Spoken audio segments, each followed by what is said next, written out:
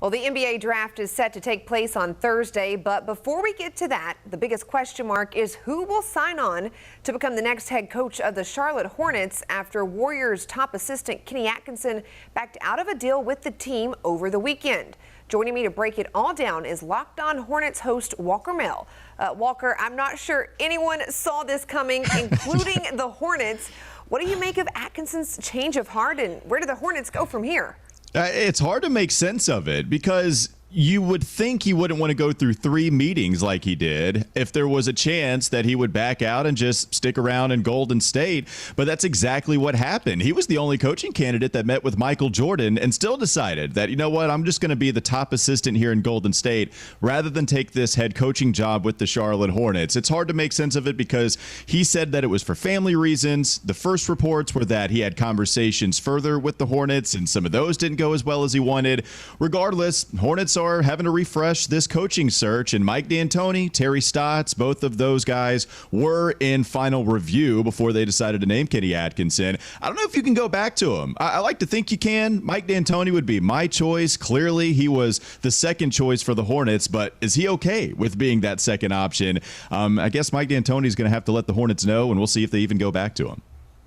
Well, coach or no coach, the NBA draft is just days away. The Hornets will have to handle that regardless. Predictions for what they do with the 13th and 15th overall pick.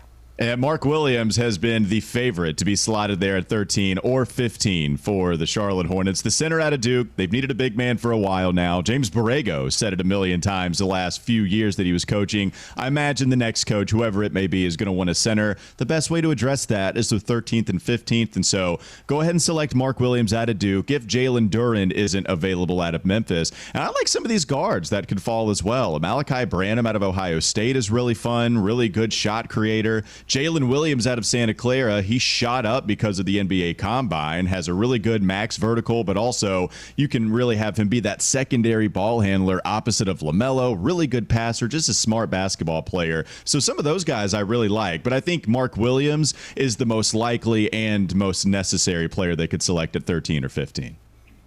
All right, and reports coming out today that the Hornets front office might not match a max contract offer if star forward Miles Bridges receives one from another team this offseason. How much of a loss would it be if Bridges and the Hornets can't work something out?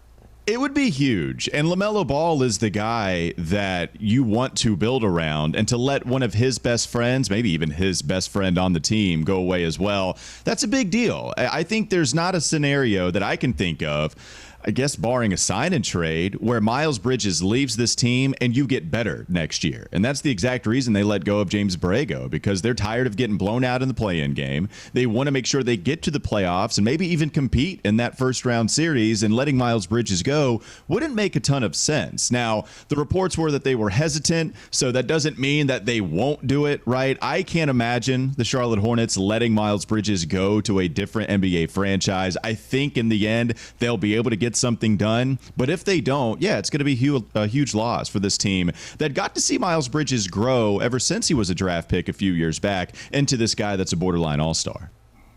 Yeah, we certainly hope they can work something out. Miles, a fan favorite as well, and just a true talent on that Hornets roster. Walker, we appreciate your time. It's going to be a busy week for the Hornets. It's going to be a busy week for you. The NBA draft begins at 8 o'clock on Thursday. Thanks for the time, Ashley.